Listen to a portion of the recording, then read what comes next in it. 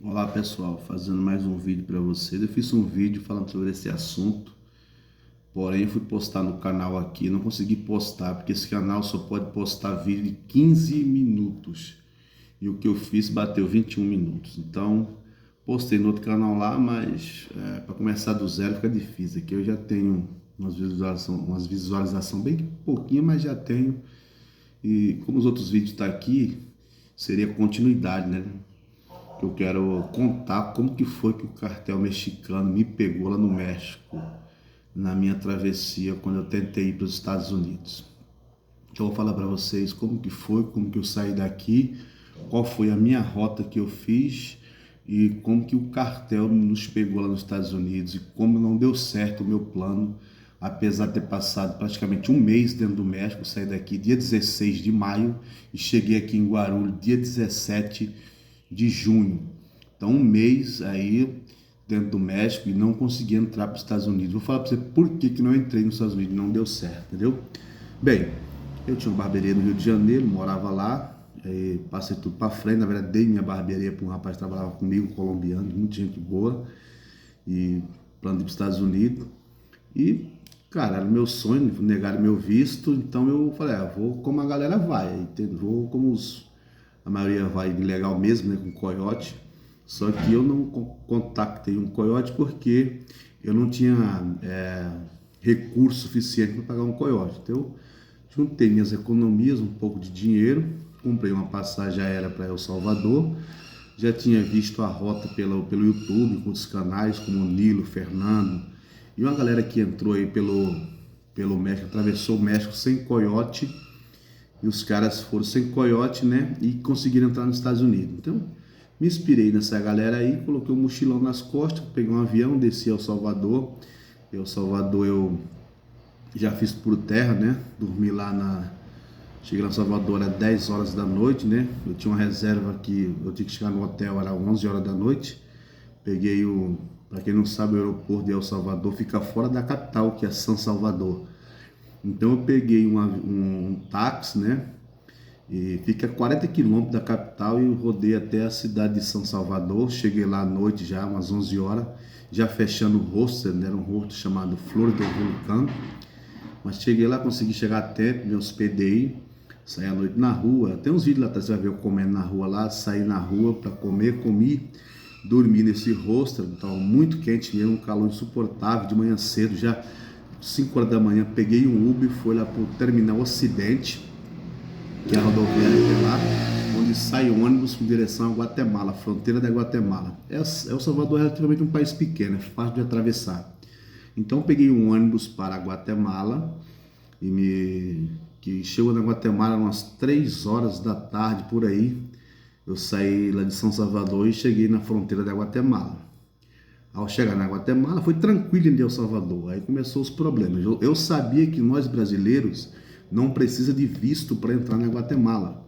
A Guatemala nós não precisamos de visto, né?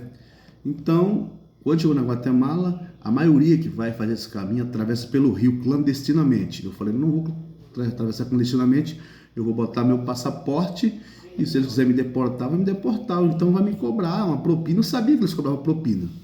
Então eu cheguei lá na migração, fui direto para Guatemala, falei, tô passeando, quero conhecer a Guatemala, tô vindo de El Salvador. E a moça não quis colocar o visto, falou, você chegou em El Salvador ontem, já quer sair da cidade e tal. Então eu percebi que ela não queria colocar o visto no meu passaporte, entendeu? Sabia que ela queria dinheiro, né? Eu expliquei a situação para ela, não estava de passagem realmente, não estava fazendo turismo. E ela perguntou quanto eu estava levando, eu falei para ela, obviamente falei que não estava levando quase nada, né? Mas ela me pediu US$ 200 para entrar na Guatemala. Eu coloquei US$ 200 dentro do passaporte, lá no banheiro, né? Devolvi o passaporte para ela e entrei na Guatemala. Quando eu saio para fora, na fronteira da Guatemala, quando você sai para fora da imigração, ali ficam os atravessadores, né? E os atravessadores, eles falaram, olha, você tem que me dar o passaporte, você foi aí, você pagou, aí, mas você tem que dar o passaporte para mim aqui. Mas ali é a marca, se você estiver fazendo esse caminho, não dá seu passaporte. Se você dá seu passaporte ali, eles vão reter seu passaporte, você não vai mais viajar, vão extorquir dinheiro para devolver seu passaporte. Beleza, saí dali, tinha um busão na frente, peguei o busão, já com medo, entendeu? Peguei esse ônibus com direção à cidade da Guatemala. Um ônibus velho, daqueles ônibus americanos, escolar dos Estados Unidos. Esses ônibus aí, quando os Estados Unidos usa pra caramba, lá e não tem mais, não tá velho demais, você sai de linha. Os países ali da América Central, os países do Caribe, compram esses ônibus e usam ela como meio de transporte. Um ônibus velho, todo batendo, ouvindo música alta, entra nem com galinha dentro do ônibus, aquela bagunça toda. Para rodar 300 quilômetros da fronteira até a cidade da Guatemala e pegamos um trânsito, uma chuva, o cara gritando passageiro no caminho. Moral da história, chegamos lá, aí no caminho ficou a noite na cidade da Guatemala. Antes de chegar na Guatemala, anoiteceu e era muito perigoso ver as pessoas entrando, uma bagunça terrível. Eu falei, vou chegar na cidade da Guatemala 10 horas da noite, eu não conheço nada lá. Eu ia dizer que a cidade é perigosa, que o pessoal atira, escuta barulho de tiro. Então eu vou descer por aqui. Eu vi um hotel, pedi pro cara parar o ônibus, desci no hotel, paguei lá a diária, jantei, no outro dia peguei o ônibus de novo, peguei o ônibus no sentido a cidade da Guatemala. Eu cheguei na cidade da Guatemala, eu tinha que pegar outro ônibus no sentido a cidade de Malacatã, que fica a 3 quilômetros da fronteira de El Carmo. Peguei esse ônibus lá na cidade da Guatemala, peguei um metrô lá dentro, um trem, até que cheguei lá no terminal de bus, peguei um ônibus que ia para Malacatã. E cheguei em Malacatã já ia dar 1 hora da tarde, por aí. Eu cheguei na cidade, aí faltando 3 quilômetros para me chegar na fronteira. Eu não queria ir a pé, fiquei com medo de ir a pé por ser perigoso, né? Aí tinha um senhor, um velhinho lá, perguntei para ele como que eu faria para chegar até a fronteira de El Carmen, que eu estava indo para México. Ele me informou que tinha um táxi ali, custava 10 quetzales, né? Ele pegou, me deu 10 quetzales, eu nem pedi para ele, eu estava com dinheiro para ele, me deu os 10 quetzales, e ali eu fui para Malacatã. O cara rodou 3 quilômetros ali, já chegou na fronteira, eu paguei os 10 quetzales, o cara me deixou ali. Quando eu me aproximei da fronteira, havia muitos atravessadores, caras com cambistas, com dinheiro, dólar, com peso, com quetzales e com peso mexicano, e me cercaram e queria tomar meu passaporte, queria dólar daqui, tal. A gente brasileiro, cara, é igual a mina de dinheiro para esses caras. Você tá lá, é como se você fosse milionário, entendeu? E os caras veem que você não é de lá, entendeu? E bate aquele medo, né? Moral da história, o cara me cobrou 350 para me atravessar pela fronteira, 350 dólares, falou que eu não corria risco da máfia me pegar. Aí eu paguei para ele ali, aí negociei de 350, falei, não, eu só dou 300, ele me devolveu os outros 50 dólares, e o cara me passou pela fronteira, pela aduana mesmo, me deixou do outro lado do México. Ao chegar dentro do México, ali ficavam umas vans ali, eu paguei uma van, peguei 8 pesos mexicanos, eu comprei peso mexicano também na entrada ali, e paguei uma van, peso mexicano, e já entrei na van e parti para Tapachula, a primeira cidade. Aí em Tapachula, eu dormi 2 noites em Tapachula, aí não tinha brasileiro lá, eu desesperado para ver um brasileiro, só tinha cara da Guatemala, de Cuba, de Equador, de Honduras, entendeu? E não tinha brasileiro. Aí nós estávamos aguardando uma caravana que vinha de Honduras, a caravana chegou, a gente saiu com aquela caravana, rodamos aí 20 quilômetros andando a pé, um carro da migração na frente, outro carro atrás, cortejando a gente, até que chegamos num posto da imigração. Aí do lado tinha uma praça pública, a gente dormindo lá, né? Aí um colombiano falou pra mim, ó, tem um brasileiro ali, tem uma equipe de brasileiro. Aí eu corri lá, cheguei lá, pô, você é brasileiro, cara, eu sou brasileiro, tal. Aí conheci o Fernando lá, o cara que fez a caminhada comigo, e ali formamos uma parceria, os outros brasileiros ficaram para trás e nós seguimos. Aí pegamos esse homem da imigração que falou que ia nos deixar a 100 quilômetros na frente, né? Eu comecei a ser deportado, mas todo mundo falou que fazia isso direto, né? Chegamos numa cidade chamada Tuzla, mas esse homem nos tirou da rota, nos levou para Tuzla. Tuzla é uma cidade que fica fora da rota e o busão nos deixou nessa cidade. Chegamos lá, havia muito imigrante deitado, dormindo no chão. Chegamos em Tuzla, a gente estava com um dinheirinho, entramos no hotel, pagamos o hotel, jantamos. Aí no outro dia a gente pegou um táxi para voltar para a rota de novo, que era a cidade de São Pedro, fica próximo ao litoral, próximo de Salina Cruz. Pegamos esse táxi, o táxi era do cartel, nós não sabíamos.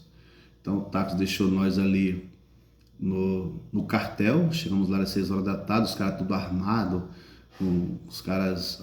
aquelas caminhonetes mexicanas do lado, E ali os caras, aquela fila para entrar no cartel, e para você entrar, você entrar. Para sair tinha que pagar 1.300 pesos mexicanos e colocar uma pulseirinha no braço. Pagamos 1.300 pesos mexicanos, ainda bem que eu havia tirado dinheiro no banco, pagamos ali, entramos. E passamos a noite, das 6 horas da manhã até 8 horas do outro dia, sentado. Eu sentado numa pedra, era muito imigrante deitado no chão, tinha um lugar para fazer, para urinar, para fazer necessidades fisiológicas, um lugar muito precário mesmo, crianças chorando, uma bagunça. No outro dia chegou um caminhão lá, pegou a gente, andou aí na estrada de terra aí mais ou menos aí 1 ou 2 horas para dentro na estrada de terra lá. Saímos num lugar descampado, no deserto, numa casa de pau a pique, essas casas de barro, de telha, tipo essas casas do Nordeste que é feita de madeira com barro, uma pobreza terrível. Chegamos lá, tinha um monte de imigrante lá deitado no chão e esperando, não havia sombra, era só sol. E os caras trouxeram melancia, água, cobrando a água custava $5, os caras cobrando 25 pesos numa água, cobrando melancia. Então um sofrimento terrível, criança comendo pão do chão, o resto que deixava lá. E quando foi 3 horas da tarde, os caras cobraram mais 800 pesos para nos deixar lá na cidade de Salina Cruz, de São Pedro, que era a cidade que eles sabiam que a gente tinha que voltar para a rota. Aí eu paguei 800 pesos, meu amigo pagou 800 pesos, ele estava com dinheiro guardado, pagamos. Os caras rodou, faltando 3 quilômetros para a cidade de São Pedro, os caras pararam o carro. Havia também ali uma frota de tuk-tuk, que faz parte do cartel, dos caras do cartel. O cara falou, para chegar em São Pedro você vai ter que pagar mais 300 pesos aí para os caras do tuk-tuk. Pagamos 300 pesos, o cara rodou 3 quilômetros, chegamos na cidade de São Pedro. Ali entramos no hotel, arranquei aquela pulseira do cartel, tenho foto com ela embaixo aí, tem uns vídeos aí atrás. Então assim foi, resumindo, foi a história. O cartel nos pegou, não nos roubou diretamente com arma na cabeça, mas nos extorquiu pra caramba, mas nos soltou porque nós tínhamos dinheiro para pagar. Algumas pessoas que não tinham dinheiro ficaram lá, não sei o que aconteceu com essas pessoas, né? E aí seguimos viagem ali, fomos dormir em Salina Cruz pegamos um ônibus que vai para Oaxaca. Tem um ônibus ali que é da máfia, nós pagamos 2.000 pesos mexicanos, eu paguei e meu amigo pagou 2.000 pesos mexicanos. 4.000 pesos mexicanos são uns bus brancos, umas buseta branca que você paga e ele te leva direto a Oaxaca. E esses ônibus, eles têm contato com o pessoal da imigração e da polícia, acho que é a máfia, porque a polícia nos parou, o cara conversou com o policial, a migração, a agente da imigração, todo mundo nos parou o caminhonete na frente, mas o busão chega direto, é um ônibus que chega direto. Chegamos na cidade de Oaxaca, que era 200 quilômetros de lá, nós fomos direto, fomos parados várias vezes, mas os caras não nos revistaram, deixaram nós passar. É um contato que os caras têm lá dentro do México, que passa direto nesses ônibus, que sai ali de São Pedro direto para Oaxaca, cidade de Oaxaca.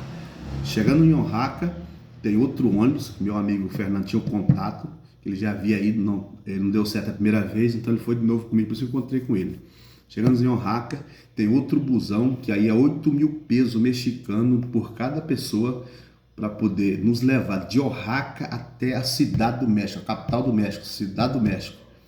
E nós pagamos ali, eu paguei 8.000 pesos, ele pagou 8.000 pesos mexicanos e nós chegamos à cidade do México.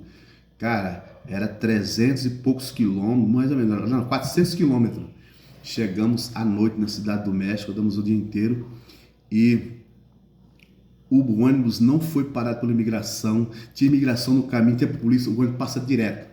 Eles botam identificação no ônibus como se fosse do cartel, fosse da máfia. E chegamos lá na cidade do México. Aí seguimos viagem, pegamos o trem da morte, pegamos a La Bestia, chegamos lá perto da fronteira, quando fomos roubados novamente. E aí a nossa viagem não deu certo, decidimos voltar para cá. Isso já fazia 27, 28 dias que nós estávamos dentro do México.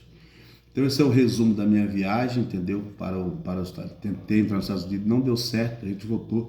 Mas atravessamos o México inteirinho, chegamos do outro lado, faltando 260 quilômetros, o taxista nos roubou e eu fiquei preocupado, falei, não vou mais, eu só queria sair do México, ou para o Brasil ou para os Estados Unidos. Aí, graças a Deus, voltei para o meu país, estou trabalhando aqui e tal, e tenho novos projetos aí, não vou revelar agora o que vai acontecer, mas o que vai acontecer, eu vou colocar nesse canal aqui, projeto para sair fora do Brasil eu tenho, não pelo México, mas da forma que eu fui. Então, Esse é meu resumo. Um abraço a todos aí. Fique com Deus. Tenham um bom ano. Tamo junto.